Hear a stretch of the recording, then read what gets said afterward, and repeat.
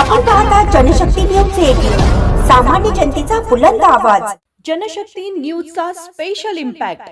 निपाणीत सकाळी 7 वाजल्यापासूनच तळीरामांची सोय करणारी मद्याची दुकाने सकाळी 7 ते 10 पर्यंत बंद।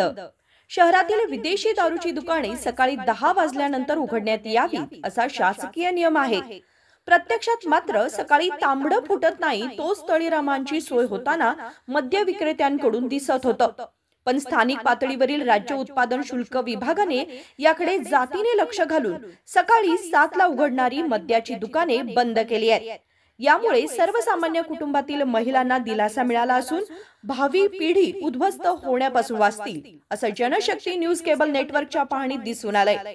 आपल्या जीवाची पर्वा न करता सर्वसामान्यांना न्याय मिळवून देणारे स्थानिक पोलिसांचाही यामध्ये मोलाचा वाटा आहे। तर चला पाहूया जनशक्ती न्यूजचा स्पेशल इम्पॅक्ट।